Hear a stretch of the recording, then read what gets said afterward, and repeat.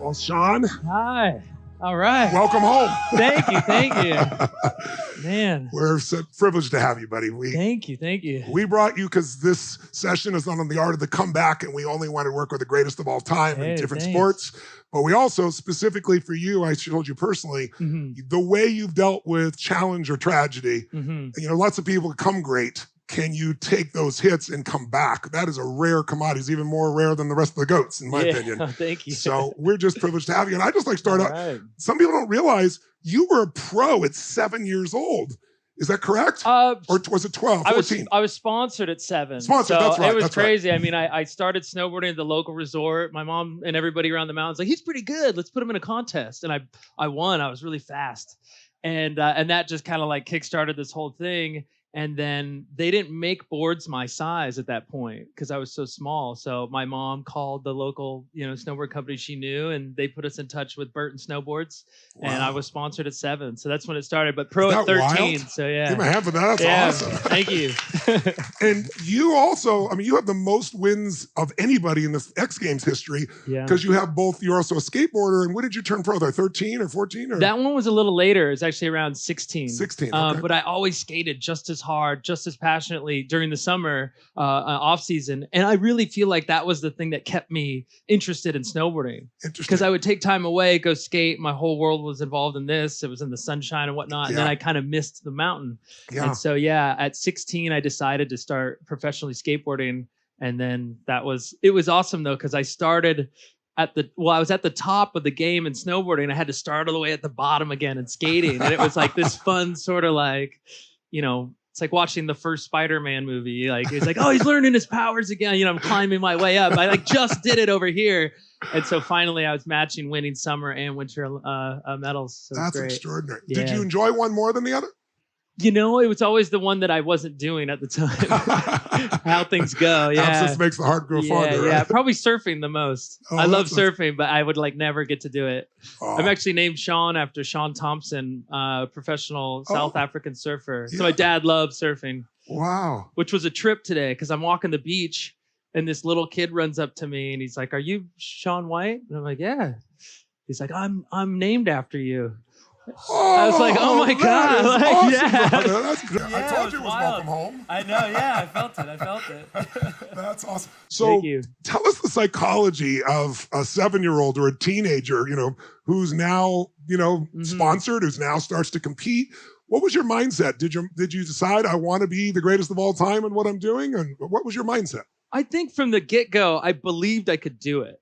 It just seems so real to me. I'd already gotten sponsors. I was already winning competitions and I saw the pros, making a great living at what they were doing. And I just figured like, God, if I could just get to that point, I think I could make a bit of a living out of this. And then things really I don't know, there's all these weird circumstances that came into play, being from Southern California, you wouldn't think, oh, pro snowboarder. Yeah. Everybody thinks I've grown up in Vermont or Colorado, something like that. But no, I actually I hated the cold.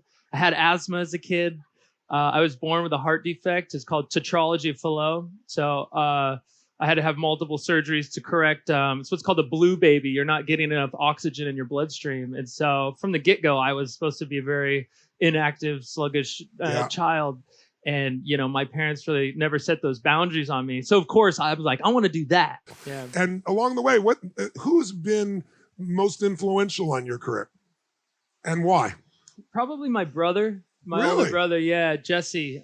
He's 7 years older, actually half brother. My mom had him in Hawaii and then moved back to the mainland and met my father and had my sister and myself. But he was just the guy that was always doing the new trick or wearing the new cool clothing. And we were such an age gap that I just wanted him to like me so badly. And he wanted nothing to do with me. I was that awful, redheaded. So did you get great did you get great to get his attention? Oh, well, I could never beat him at anything. It was ping pong, Monopoly, nothing. He owned it. And then finally, I chipped away at him and finally became better. But I think that's a lot of my competitiveness came from that. Really? And then. What was the first thing you beat him at that you hadn't before? And what did you feel that day and how did you react? I finally beat him in ping pong. and it was glorious. It was incredible. I just kind of, but I didn't celebrate it. It was just internal. I was just like, that was smart. You might have got beat up a little bit. I didn't want to put it because he's still the older brother, so I gave him that. But it was that, and then I started, winning the snowboard contests, and that's when it really kind of he realized that I was on a different path than him. And is he still is he proud of you? Are you connected today? Yeah, what's amazing is we worked together for years. Really? He was always this very creative guy, and so he was always doing, illustrations and went to school to study art, things like that. And he would do all the graphics for my snowboards, for my skateboards. He would help me design signature products for the sponsors I rode for, and we had this really great thing going for a long, long time. And then I think it was just before Sochi, probably the Olympics in Sochi, that we kind of parted ways, working together. Yeah. But then we reconnected actually after Sochi in a really wonderful way. Yeah. That's beautiful. Yeah. What did he say to you after that? Because that had been one of the toughest times in your career, right? Coming out of Sochi, because Sochi is where the first time we all thought you were going to win the third one. Yeah. All these big expectations, which had to be enormous pressure on you. Oh yeah. And then they walk away with no, everyone wants you to win the gold. None. Yeah. Tell us what that was like, and I'm curious about how your brother responded in any way, if he was able to support you. It was tough. It was at that moment that we weren't really, he was off doing his life and I'm doing my life, and then this kind of crazy thing happened. Like I had never been to the Olympics and lost before. And so I'm like, wow, okay, this is what that's like. And you think like, oh, you'll just get past it. And you don't, honestly, people still ask me about it. And they're like, so when did you get over it? I'm like, no, I never got over it. It's like the scar you have from falling off your bike as a kid. Like it's just a part of you now. And you'll never do that again, one of those things. But I remember him coming up to me, and he was just, he just felt for me. He was just really there to be my brother, not to be a business partner, not to be anything but just like my brother, which was really great. That's beautiful. Actually a lot of soul searching happened after that Olympics for me. At the top of the half pipe, it wasn't that I wasn't physically strong enough to win. I just wasn't there mentally. Yeah. Which is, I wish it was physical.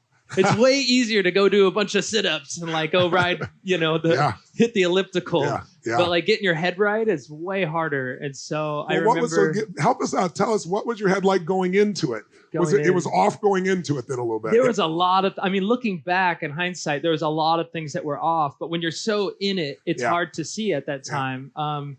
And that's what was amazing, is afterward, I got to sit there and go, well, man, if I did it again, I would do this differently, that differently. But at the time, going for Sochi, I just remember I had won the first Olympics, and I thought that, it was going to change my life. And it did in many ways, but in other ways, it wasn't exactly what I had pictured. What did you think it would do? Just solve every problem I ever had. Honestly, I was that up and coming snowboarder, and I finally, I did it. I won the gold medal. And I'm jumping around, but at that Olympics, I was 19, and I'd always wanted a certain amount of credibility and respect, especially in a sport like snowboarding that was still new. Yeah. You actually, I'm not blowing smoke your way, but you gave credibility to that sport, right? You. You were the first icon of that sport. Yeah, and you're still the biggest. Well, it was tough at the time because when I started snowboarding, there was no Olympics. X Games had just started, and it was like a very odd sort of sport. And so even the school I attended, they said they wouldn't help me with extra, schooling or anything because they didn't find my sport legitimate.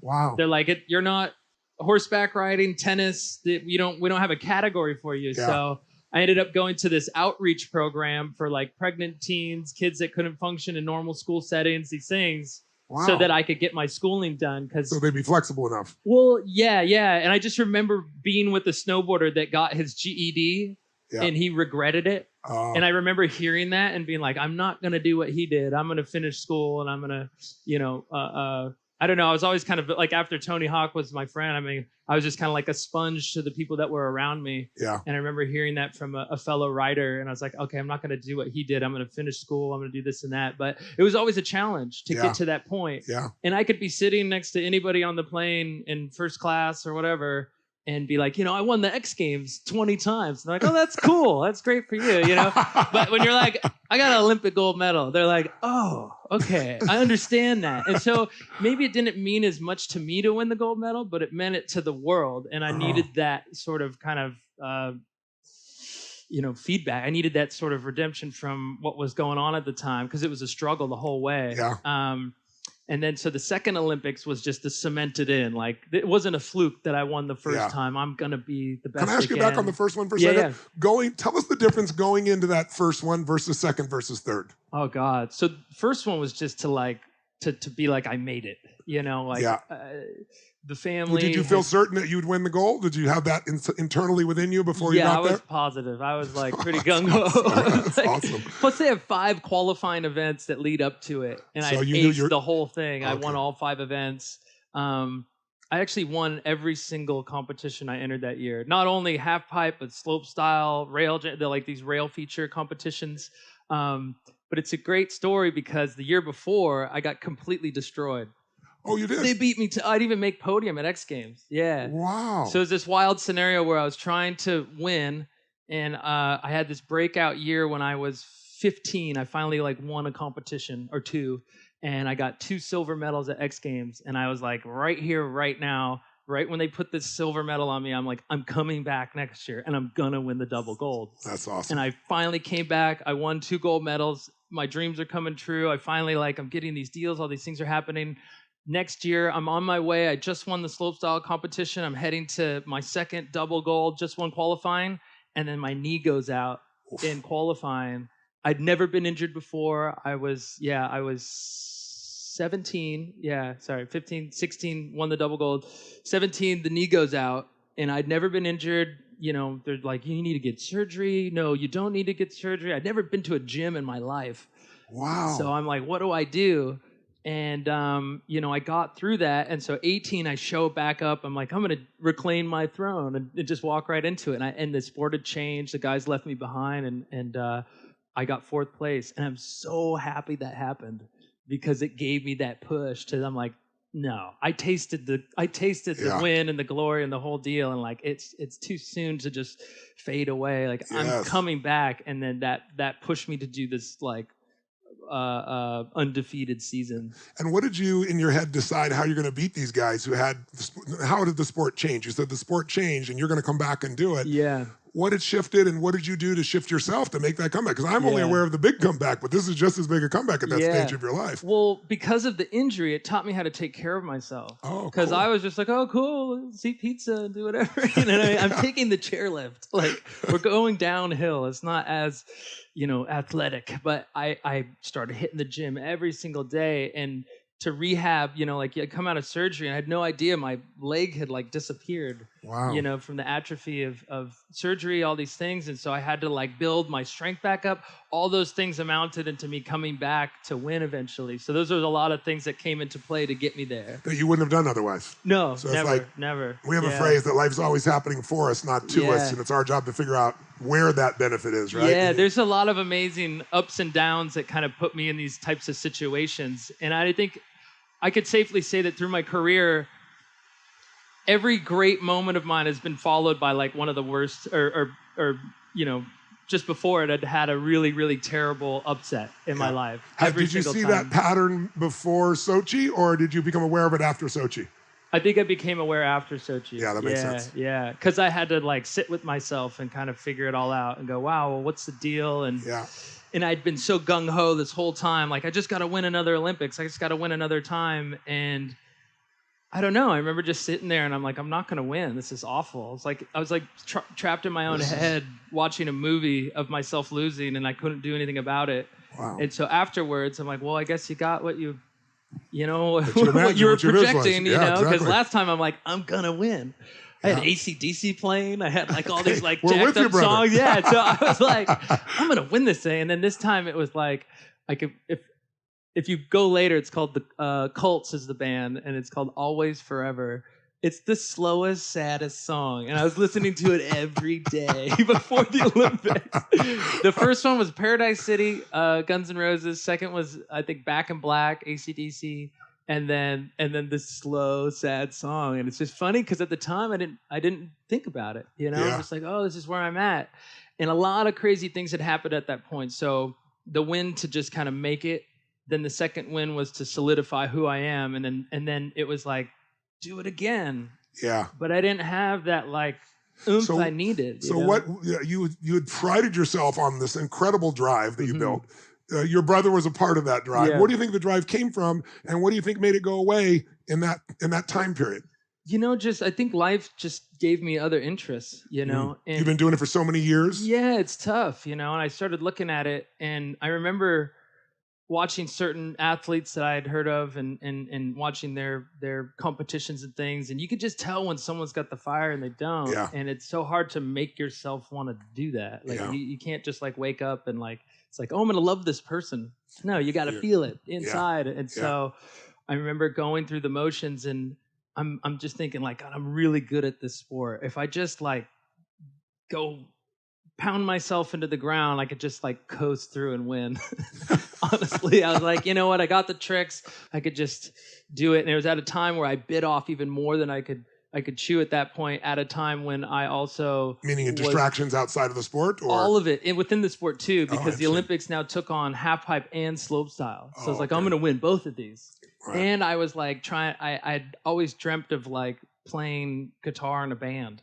Yeah. And I was like, I'm not going to give that dream up just because snowboarding. And so my interests were kind of like falling all over. I was trying to learn Spanish at the time. Like I'm very goal oriented. So I had all these random goals, and it just kind of finally was weighing on me. And then social media happened. Yes. I feel like it's a difference between hearing about a party you missed and then just having like this feed, this revolving feed that just shows what your friends are doing, and your mom's doing this, and the kid you knew on the street is this tall now, and like you just see life passing you by. And you're still in the training mode. Yeah. It's like that interstellar moment when he sees the whole life flash before his eyes. It's like one of those things, and I'm up in the mountains, and think about, it's cold. I'm from the beach. I'm already unmotivated slightly, and now ask me to do something that's like very dangerous. And out of my comfort level. So the window of opportunity to actually accomplish that just was like very, very small. So how did you turn that back around? Because, we should talk about two different pieces. Let's talk about the accident for a moment, if we could. In New Zealand. New Zealand. Right. Unbelievable accident. I think we have some footage of it. Tell us, it was the worst accident of your career. You couldn't recognize yourself. I guess it affected your eyesight and so forth. I mean, what the hell, when you came out of that situation, you can't even recognize yourself.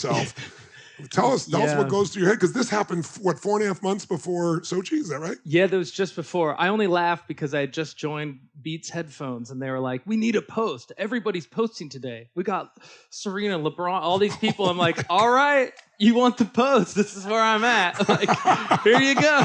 Like, but it was heavy. It's one of those things where So, to pull it back slightly, I had like found that new love for the sport, and I like built a new team around myself. And how did you do that? Tell us that. Oh, I mean, I literally like went through every single piece of my life and kind of picked it apart. So I was like, oh, social media is bumming me out. I want to go do this and have a better like portrayal of my life and what it's all about. Because at the time, like I was having all these weird sponsor posts, and my fans were in the comments not very happy about it. And, all the way to like, I'd never really dedicated myself to the sport in a way, like, why work out if you can win without working out? So I was like, you know what? I should be kind to myself.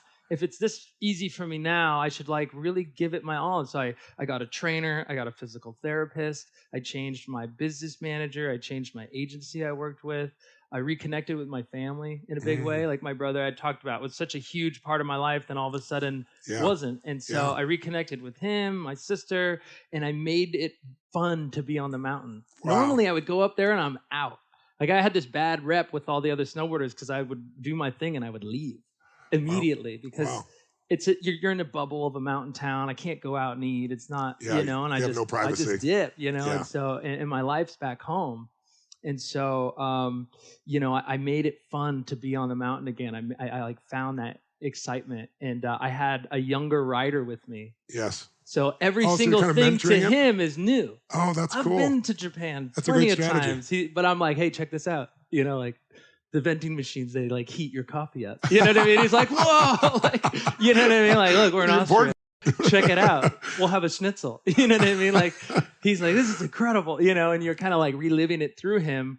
And then another story I could tell you about, which is really great, but the coach that I actually brought along the road with me, he beat me when I was 15 by 0.3 of a point going to the 2002 Olympics. Really? He's the last guy to drop in. I'm in first place. He comes down and beats me by 0.3 of a point. Wow. So thankful that happened. He catapulted me all the way to that point when I was 16 to win. Wow. Before the knee injury got me to the Olympic win. Yeah. And then Sochi eventually got me to this win. So when the accident happened, that you were in a great mindset. So was it just a misadjustment? What happened, and then how did you recover from that? So that was the tough part. I just like found the new love, and I'm going to do this, and then like.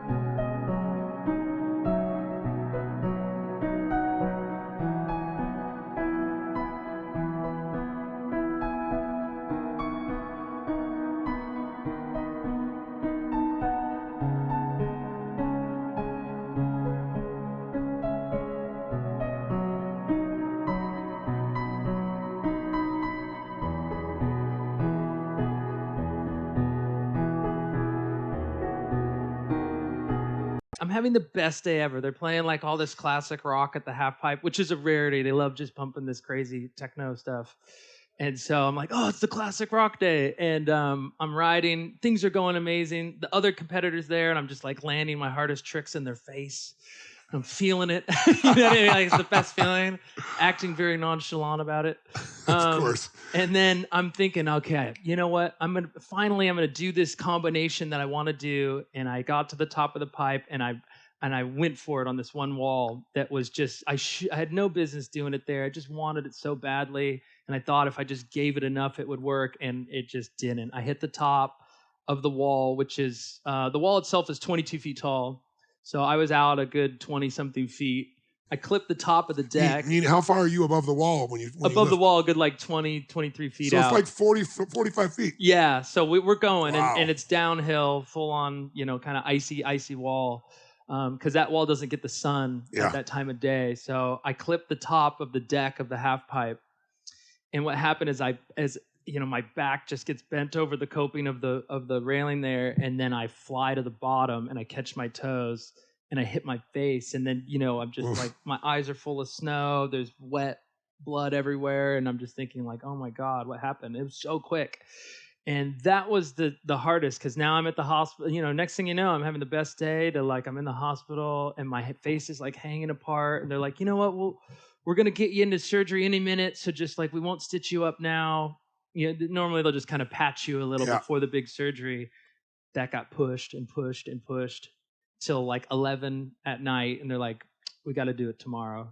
So I'm sitting there with this like wet cloth on my face thinking, what happened? Like, is this really worth it? Do I really want this? And that was the big challenge there. It was like, I've been telling myself I'm into this, but do I really want to get back up? Because getting back out on the snow doesn't necessarily mean this is going to happen again, but I'm taking a chance, and I'm prepared to let this happen to myself again. You know what I mean? So your mindset was, I have to be willing to know this could happen again. Exactly. Otherwise, I can't get my all. Exactly. So this is one of the things we talk about, where I always talk to people about, you got to write down everything you wouldn't want to have happen to achieve what you want. And if you look at every one of those and say, I'm willing to do that, you don't usually have to. Yeah. But then there's no holdback in you. Exactly. It's like, here's what we're dealing with. And like, That's right. and I made the very simple but valuable lesson of like what not to do.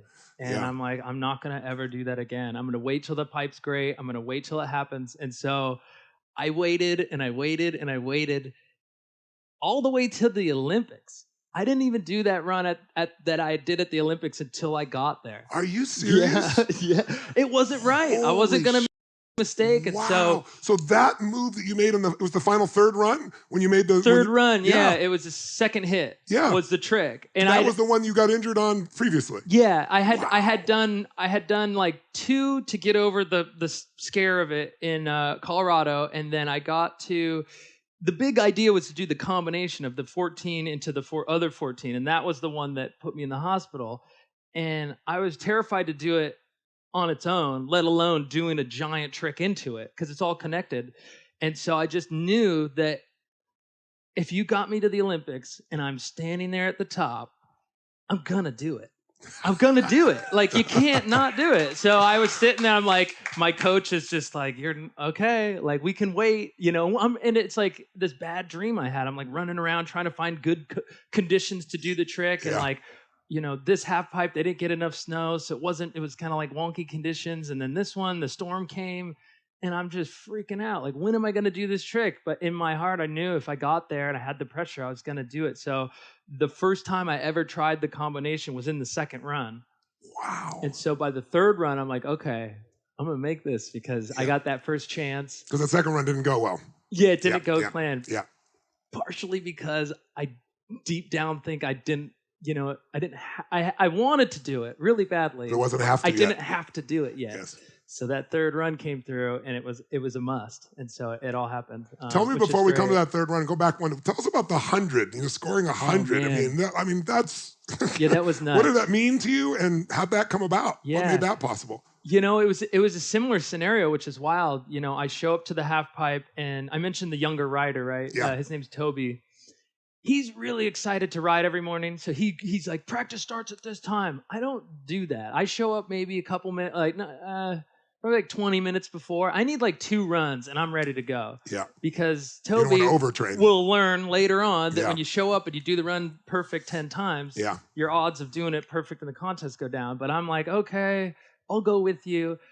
Classic over-practiced. I'm tired at this point. And the first run, I saw everybody fall, and I get really excited when that happens. So I'm like, okay, I'm going to bury them, and I'm going to finish them, like they're down, just step on them, And so it's like, sorry to give you the real insight. Thank God for your brother. Yeah, totally, yeah. It's years of, I get overamped, and I go way too big, and my legs were tired. I couldn't hold on to the G's, the force of the half pipe. And so that didn't go well. Second run was beautiful. It's just I got to the bottom, and I had pulled off the wall too far, and the light throughout the day, the sun's traveling over, and by the time I got my run, it had moved. This wall's in the shade now. I couldn't see the landing. Yeah. Super frustrated. Now I'm sitting there going, okay, this is the second to last Olympic qualifying event. Like, I need to podium on this one. I need to make the team. There's commercials running of me being the Olympic hopeful, and I haven't even made the team yet. Wow. So I'm freaking out. I'm on the chairlift thinking, God, how am I going to do this?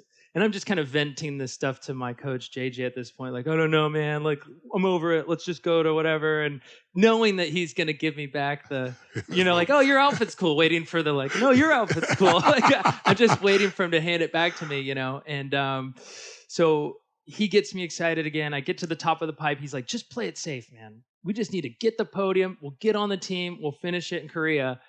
Got to the top of the pipe. Everybody's putting these amazing runs down out of nowhere. They're all crushing it. And they look at me, and they're like, well, what do you want to do? And I'm standing there at the top. I'm like, what do you mean? I thought we were going to play it safe. They're like, well, you might need to win this thing right now. I'm like, oh, my God. They're like, do the hard run. Why are we holding back right now? I've been so Great good question. at trying these hard tricks all day, and the goal was to just play it safe and make the team. And then right when they're like, just win the thing, I'm like, yes, that's what awesome. I do. It's the Rocky moment. Yeah, I'm like, why are we trying to settle? Like, why don't we just do what we came here to do? And so I kind of gave him the look, and I dropped in, and I crushed this run. And not only did I win the event, and then I locked up my spot on the team for the U.S., and then I got a perfect 100 score, which was insane. That's unbelievable. Yeah. So that was like the real comeback story from the injury, you know, just to come back and to win that thing. And people were talking about it. The last run, I had to do it, and I did it. And for me at that moment, that was like that gratifying sort of moment where I realized the rest is just kind of bonus. And if we had I wrote it down. I think there was 23 million people tuned in to watch you. It's the most in history for that sport for you. But tell people, you had the Japanese man who took the lead, right? Yeah. Just give them the context so not everybody saw it, if you would. Yeah, so I'm standing there. I put in this amazing first run, and I'm thinking like, I went so big on the first hit, and it's all about the amplitude, how high out you go. The judges love it, and I went bigger than I think I've ever gone before. And I get to the bottom, and I like threw my helmet. I just like wanted to get the stuff off my face, and I threw my helmet. And as I'm watching it sail, I'm like, that's my only helmet. It's like flying. I'm like, I look at the camera guy, but I need that back. And and I'm so excited because I think I just won. Yeah. Honestly, every single time I've been to the Olympics, I'd won with the first run. And then I got what's called a victory lap. Everybody goes, you're standing at the top, and no one beats your score. So everybody was doing all right runs. And I'm thinking this might just be enough because that's the one that got me 100 at the last competition. Yes. So I think I might have just won this thing. I'm not going to celebrate too soon. You never know. And so I get my helmet back. I actually borrowed a pair of goggles from someone in the crowd because mine was all snowy. It's ridiculous sounding. That's pretty awesome. Didn't practice the run. I had my goggles. That person's got a great story. Yeah, totally. He was like, me? Yes, for America. Here. For America. Take these. Yes. That's awesome. That's awesome. So I get to the top, and the second run's going through, and Ayumu, the Japanese snowboarder, puts down this amazing, incredible run. Bumps my score by like a point or two. And I'm thinking, God, okay, I really would have loved to have coasted in with my medal. And story compared to the real one, right? I totally. And I was like on the fence of what run to do. And so I'm standing there and I'm thinking like, all right, well, it's very clear what I have to do. And I'd never done that combination before. So I'm a little, timid inside. And I'm just thinking, okay, cool. And you're realizing this is probably the last run of your career? Was that your mindset? Was this going to be your last Olympics, or? This isn't. I don't think. I mean, that's awesome. kind of happened after. Honestly, yeah. Afterward, I was like feeling. I get to that, but like it really just found that love. But when even you were more. going in, you weren't thinking this is necessarily your last run per se. Then no. Well, that's how they framed it on television. Oh, okay. Oh, I'm sure. They go, this is it. His last run of his entire career, and he's the guy who's been number one. He's number two. Yeah. So I don't know. I remember the second run obviously just didn't go to plan. I had the nerves, and then that third run, I'm like, okay. And normally I have like a system of dropping in. Like I wait for the third guy in front of me to go, then the second, and then it's my turn. And I made a statement in qualifying. I don't know if you saw qualifying was like a full battle just to win that spot, because if you win qualifying, you get to drop in last and you get the last say. And I had dreamt every night of being in this position. That's awesome. Every single moment, I'm like, I just got to get there. I got to win the qualifying, and you're going to put me in the start gate. And this is what's going to happen. And so I had to make that all kind of like come to reality. And so I'm standing there and I'm thinking like, this is my moment. And everybody was kind of asking me, they're like, I saw your eyes through your goggles and what was happening. And I swear it was like, I don't know if you guys seen, I describe things in movies because I just love movies, but seen Bagger Vance? Yes. It's that perfect shot. I'm just sitting there. I could see it. I could see the whole run. Wow. I looked at the flag at the side of the pipe that marks if it's windy or not. The thing's not moving at all. I'm like, there's no wind. The snow stopped. Maybe a little sunshine. I recognized the song that was playing. Yeah. And I'm like, it was like this hip hop song. His name's Post Malone. He's like this, I think his song was Rockstar, but JJ and those guys had been pumping it in the car all the time. So I was like, I know this song. And I was like, I'm gonna win this thing. This is my moment. I should take like kind of like this screen grab in my mind that Tony Hawk, take the moment to like savor it. And you did. And I did. And I honestly at that point kind of went on an autopilot. Like I just dropped in took over. And I gave it that oomph in the beginning. And JJ and them know me. They just gave me like a simple everyday high five. Yeah. You know what to do. Because at that point, you're your own worst enemy. If you let the nerves get to you and all those things, I'm like, it's the same two walls, same thing I've been doing since I was a kid. And that's how you got to approach it. It's sort of this like complete focus with a slight bit of not caring. And I dropped in, and I remember that the first hit, really, like I said, it's connected. The first hit sets the tone for the whole run. So I just started with this huge hit, went big, and I knew if I landed that solid, that was the best chance I was going to have of completing the combination 14 to 14. And then once the second 14 hit, I'm like, okay, now you get that second wind of like the fire's building. I'm like, okay, I just got to finish it. And so I get through the 540, the double McTwist 1260, which was like a big deal at the Vancouver Olympics. I created this. You were the first one to do it. Exactly. Yeah. And so I'm like, this is my trick. I'm going to land this one, of course. And then it was that last hit. And the last hit is the last hit. Like, it's the worst, because you can cheat by thinking one wall ahead, but on the last hit's the last hit. So I go up and I'm just like, please, and I remember making a mental map of the run before where I had come up and you see these blue lines on the half pipe. And I remember the blue line being like really in my face. So I gave it a little extra on this run. And I was expecting to see that little blue line, and I was a good like 5-6 feet above it. And so I like casually landed, and I was like, that was just such a great way to start it with this huge hammer and to finish perfect. It was just great. I've watched you for years. I'm a big fan. I've never seen you cry before. Oh, you man. bawled at the end of that thing. What did it mean to you? God, it just meant the world to me. Honestly, it's like the moment since Sochi happened, I was just like, why? Why couldn't you have just like dug deep and then like sailed into the sunset? You know what I mean? Like, is this the thing on your record that's going to be like, well, he's been to the Olympics 4 times. He's won twice. And I knew I could win. I was all these things going on. The injury. I mean, my mom had called me. She's like, you're done. Please stop. Like, it's over. Like, you've made a great living off the sport. You've got gold medals. People, respect and love you.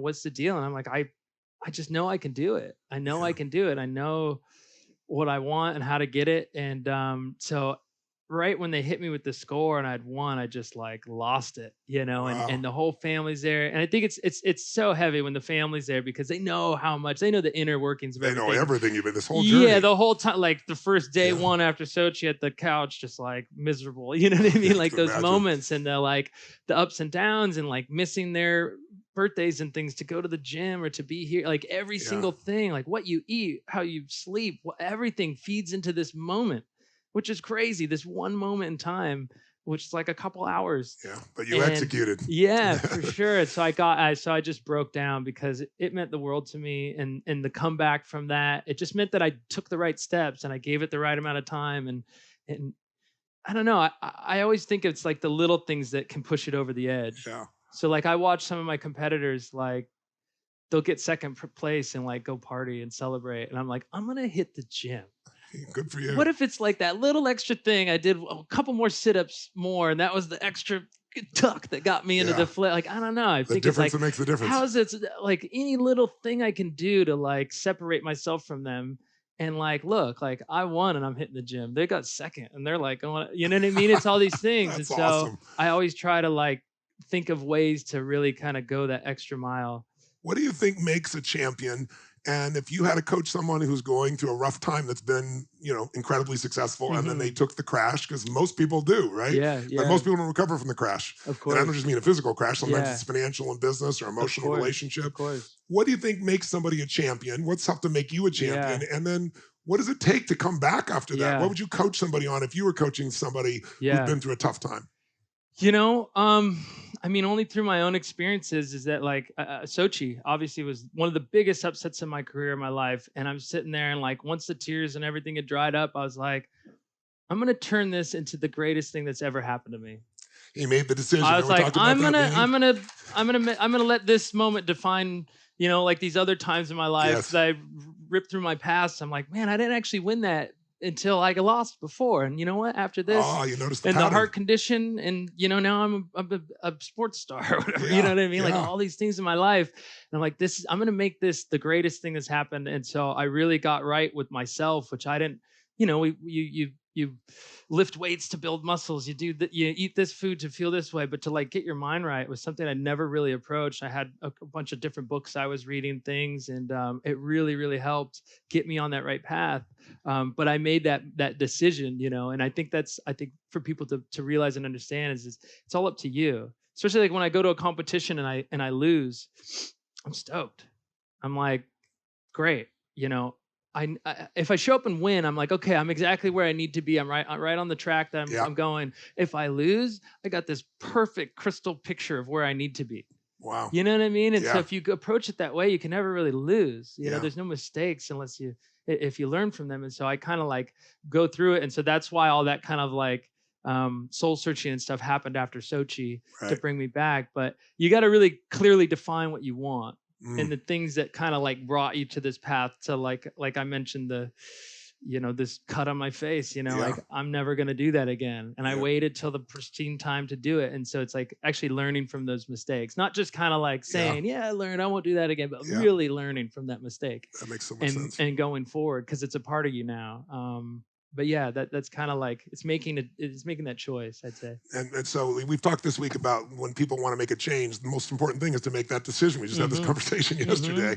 The decision of what it's going to mean to you, not letting the world define what it means. You decide what it's going to mean. You decide it's great. But then its second step for us is conditioning ourselves so that we execute. And then the third is putting a system in place so that you can do what you did, which is finally let go and let your unconscious take over, right? And make the thing happen once you're there. Totally. That's wild. And so, you mentioned the next Olympics and things like that. I'm like, God, I don't even listen to the stuff on the television because it's all what I feel inside. Like if I feel I got it in me, then I got it in me. And it's kind of like, I know the feeling of Sochi, trying to like kick the dead horse and get myself to this point, and it just didn't work. But if I feel it inside now, I can go do it. So literally I'm driving to get my medal, and I texted this incredible woman, Molly, who works for me. And I said, hey, when is the qualifying for the skateboarding Olympics? How else is that? Oh, skateboarding Olympics. Skateboarding 2020 in Japan. Wow. Yeah. So I would love to be the first sort of, the motivation would be there because it's totally different. New, warm weather, all this, it's just a different setup. I think if you put me back out on the snow again right now and made me go for the next Olympics, it'd be a really tough sort of journey to get there. But I'm excited in the fact that I mentioned the second snowboarding Olympics or the next in 2022 in China, because after I'm done skating, I'm gonna hate skating. I'm gonna want to go snowboard. And like sitting right here, right now, you couldn't drag me to the mountain. Yes. But after 2 whole years of skateboarding, like I'm gonna be ready to go back, and I'm gonna have this fire that those other competitors won't. Yeah. Because they've been in the same thing every day, trying to find that passion to keep them going. And it's tough. We're all people, it's all, if you're eating the same cereal every day, you get sick of it. And so I think that might be the nice compliment in my life that would actually bring me back to the next Winter Olympics. So that's exciting. So I'm positioning it. Yeah, thanks. So keep an eye out. We are going to be there with you. Yeah, please.